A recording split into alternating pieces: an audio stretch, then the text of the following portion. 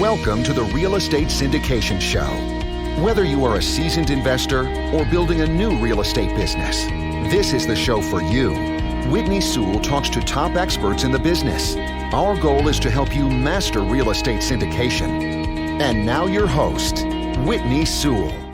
Our guest is Bryan Chavis. Thanks for being on the show, Bryan. Man, thanks for having me, Whitney. Bryan is a brain tumor survivor. And he says, not a survivor, but a thriver. You're a thriver. Amen. That's right. Bryan, thank you so much for your time. I'm looking forward to this. Give the listeners a little more about who you are, what you're up to, in this syndication game, and let's dive in. Yeah, a little bit about who I am. I think you touched on the key topics. I mean, I would only, add that I'm just, I'm an average guy, average high school student, barely graduated. So when people mention these accolades, I like to always let people know it started from humble beginnings and a lot of hard work. So getting into the U.S. Library of Congress and having these businesses and successful brands, it's possible for anybody to do. I mean, obviously my school teachers back home will probably definitely second that. But yeah, just an average Joe. Just an average Joe, man. So what is your focus in the industry right now, or what type of buildings are you buying, or are you focusing more on coaching? What are you working on mostly right now? Yeah, I mean, I love the coaching. I focus on it because I feel like education and training is a calling of mine. However, with Chavis, there's two parts of who I am. There's Chavis Capital, and then there's Bryan Chavis Coaching and Consulting. The Bryan Chavis Coaching and Consulting of always is out there providing education and training and consulting to housing authorities and other REITs and private equity firms and just your average investor. So always looking to bring the best in education and make that available to everyone. And then Chavis Capital, my focus there is definitely multifamily. That's what I know. It's what I do. It's all I've ever done. Definitely aggressive. Our latest acquisition in downtown St. Pete last year, focusing on that and just focusing on finding more opportunities out in the marketplace. Putting deals under contract is race to 5,000 doors is goal right now. Nice. I love that goal of 5,000. Yes. That's awesome. And so let's dive into that deal a little bit, the deal in St. Pete. Could you elaborate, tell us a little about that? Yeah, it's a deal I'm really excited about. Partner Mark Willis, from the former CEO of Keller Williams, who retired. We went in and knocked that project down. But it was a project that, I think a lot of people, it was off market. And I was able to get it through techniques that I use, whether that be direct mail pieces, and of course, or just getting out there and building yourself a brand on social media. Someone reached out to me about this project. I felt like it still was undervalued. Most people thought it was priced right. Everything down there is trading right at the high fours and mid 5 caps. And I think most now are trending towards high 4s right now. And most people thought I paid cash for it and probably thought I probably paid market. But I felt there was a lot of meat on the bone. And I think a lot of people make a lot of mistakes because they look at buildings and they look at pricing, but they really don't understand prospect tenants, demographics, and psychographics. And because I study not necessarily buildings, but I study my prospect tenants' demographics, which really demographics tell you who the tenant is, psychographics tell you their why. And so when I understand the who and the why, I'm able to kind of really create a rent schedule people call pro formas, but I'm able to build a pro forma. I'm able to build and have an idea of who a prospect tenant is. And then I can see what type of improvements I can do to the building and how far I can take those improvements. Every improvement I do has a dollar amount associated with it.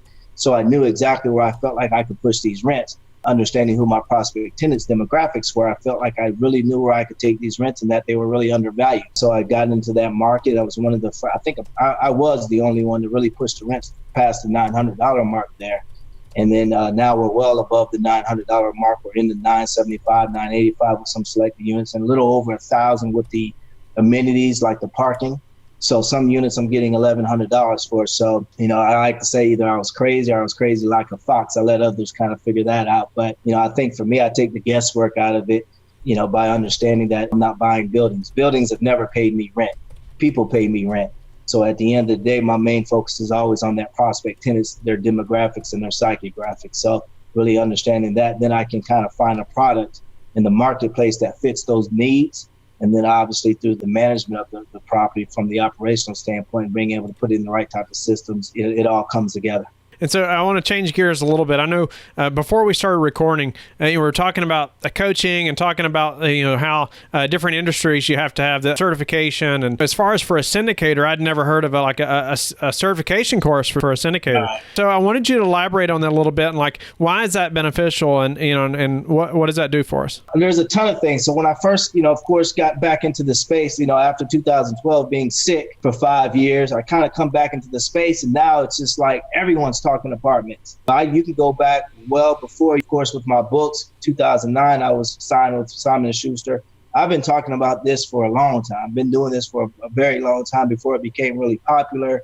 Boot camps, and it seems like there's a boot camp every week or an investor summit every week about multifamily.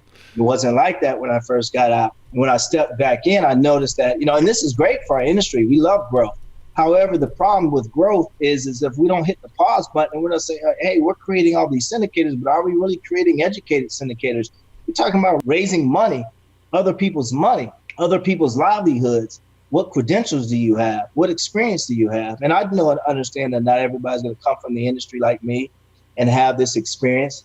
So how do I create a program or a certification that's going to give these individuals the experience that they need and the confidence that they need, that at the end of the day, if all hell breaks loose, I know I can run the property. I have tons of YouTube videos of me actually having to let the entire staff go and run a 130-unit apartment building for a hedge fund by myself. Figured out the staff was stealing. They were incompetent. So, my father taught me long ago I can do bad all by myself. I let the staff go and ran the 133 units for a couple of days until I staffed it by myself. But the idea is that if, as a syndicator, if you can't do that and you don't have that confidence, really should you be raising people's money? So are raising money from individuals outside of friends and family. Really, friends and family is probably the worst because they know where you live. So, should you be raising money, period, is the question. And so I just felt like there was a need to really give people training and education. And I felt like I wanted to do it at a price point that made sense, where they didn't have to go to school and learn how to become an underwriter and learn to take all these finance courses and spend money, tons of money and years that they probably don't have. I just wanted to create a certification where individuals could put on their resume, lenders could look at and say, okay, well, I see you've got some kind of training and education, and and notice that these individuals have been certified and keep up with their education and their training on a continuous basis. So seen a need, and I decided to fill the need. And really for myself as well. It always starts with myself and what I'm going to do for my team. And then, of course, it just takes off to how can we offer that certification to others. That's awesome. And what's been the hardest part of this syndication journey for you? Man, after conquering a brain tumor, brother, I really, it's kind of tough to say that anything business-wise or business-related is tough for me. So I just think with discipline and the right approach to anything, I'm cautious to say that the industry's been tough. It's been an industry that has lent itself to giving me a lifestyle, and I really can't say. I hope I'm not dodging a question. But I just really feel like I'm grateful. Whitney. I mean, even if I have a bad day, I'm not raising money. We're not finding deals. I mean, is it worse than my worst day? Is it worse than, that day when I was diagnosed with a brain tumor? Is it worse than dealing with chemo? Is it worse than having seizures? No. So at the end of the day, man, I really, I appreciate that outlook. I really do. Your worst day is not near as bad as somebody else's worst day.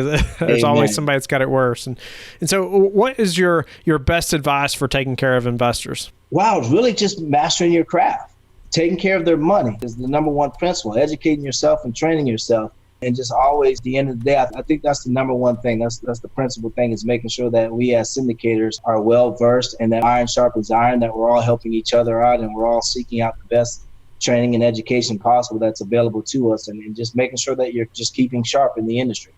Our guest is Nick Prefontaine. Thanks for being on the show, Nick. Thanks for having me, Whitney. I'm excited to be here with you and your listeners. I know you have a remarkable story, something that's significant that happened to you when you were much younger, and just how that got you into real estate. And I'm looking forward to hearing that story. I know the listeners are going to learn a lot and be encouraged as well. And so why don't we just jump right in and you just get us started way back? Sure. Going way back, I always like sharing the story of my snowboarding accident because I feel it can help so many people out there that are going through something similar, whether it's a health challenge or struggling in their day-to-day business. So going back to when I was in 8th grade, when I was 14, I was with my school, with my ski club. And every Wednesday we would have ski club. So usually there was a small hill that I used to go to every day. And when I say every day, definitely every day. At one point, I had gone there from when they opened all the way through Christmas, even including Christmas. But whenever I went there, I wouldn't wear a helmet because it was small, it was manageable, I knew the terrain.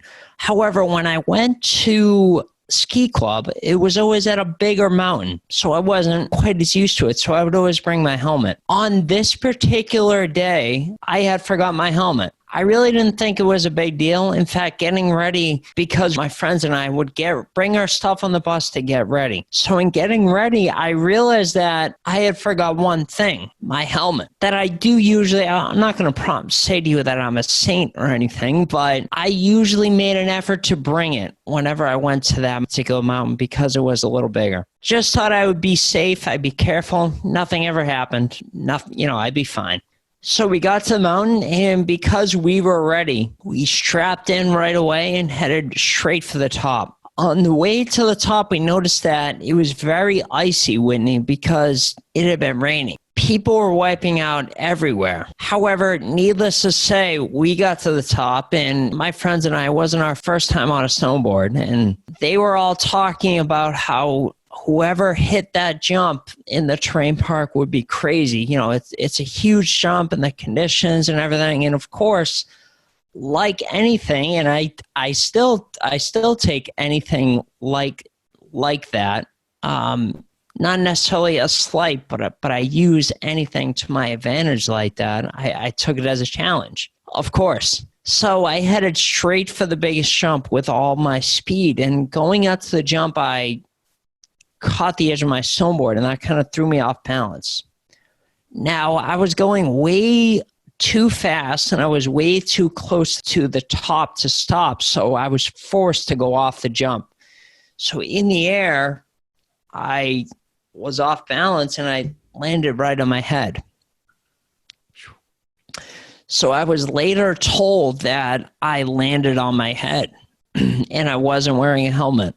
I had to be rushed to the hospital, to the ICU. When I got to the ICU, the doctors told my parents that I probably wouldn't walk, talk, or eat on my own ever again.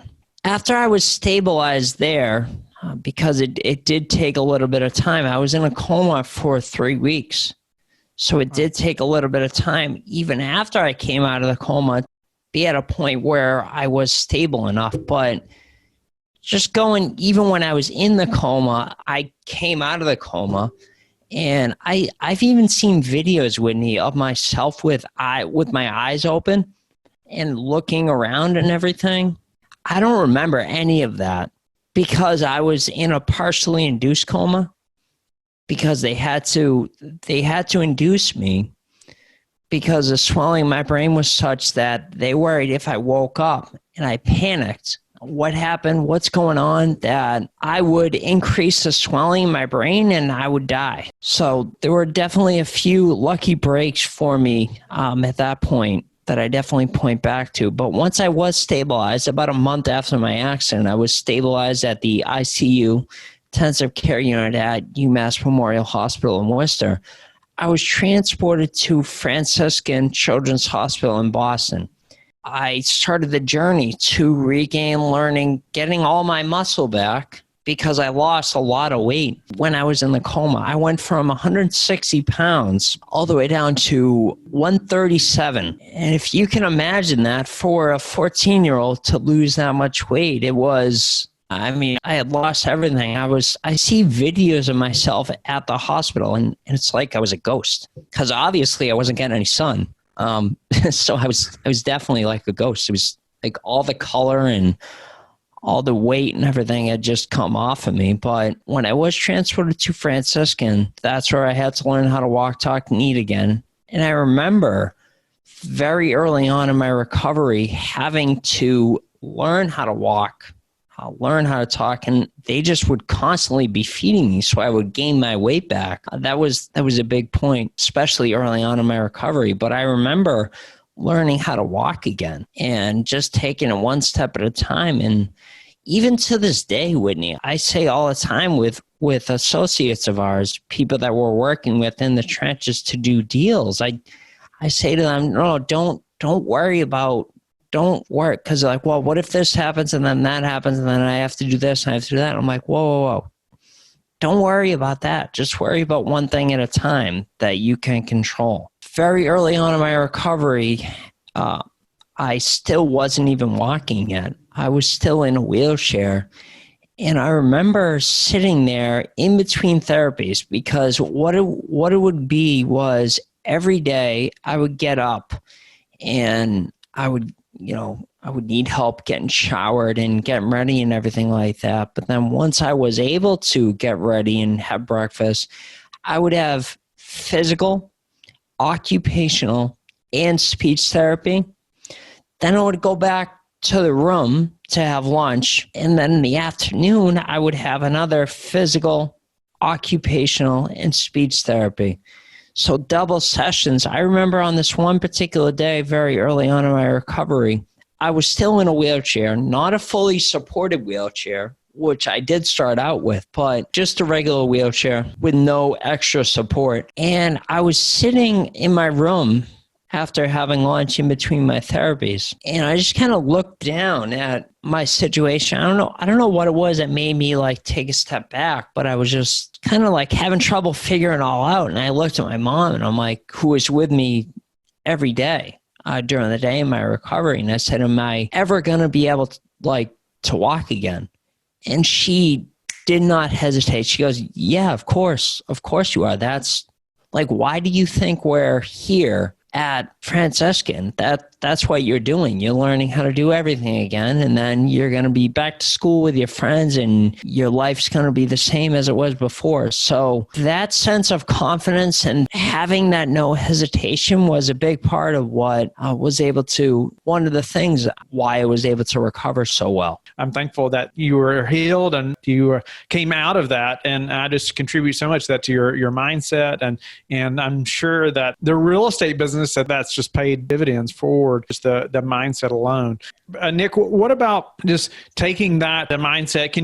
Is there any examples, say in real estate, how just, growing a business and a brand, and how that mindset's helped you to push forward and to be successful in real estate like you all have?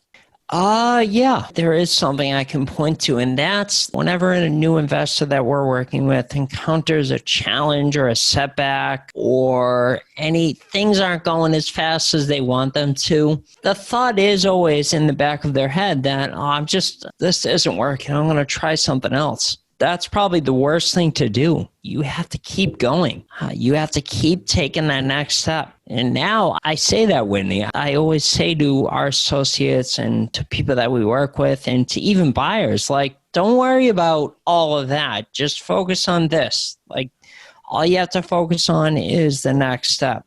And I've been saying that for years. I didn't realize the irony around that because I had to learn how to walk again. So it's when people like yourself just said that you're glad I made it and, glad I'm here talking to you and everything. Me too.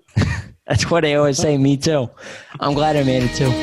We hope that you have enjoyed the highlight show today. You can always listen to the full episodes that were featured today by clicking the links in the description box. Let us know in the comments what you thought of this episode, or you can go to lifebridgecapital.com/podcast and click the feedback button. Let us know how we can add more value to you. Thank you, and talk to you tomorrow.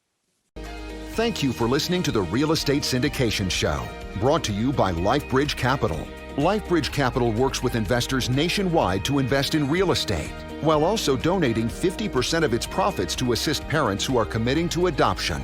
LifeBridge Capital, making a difference, one investor and one child at a time. Connect online at www.lifebridgecapital.com for free material and videos to further your success.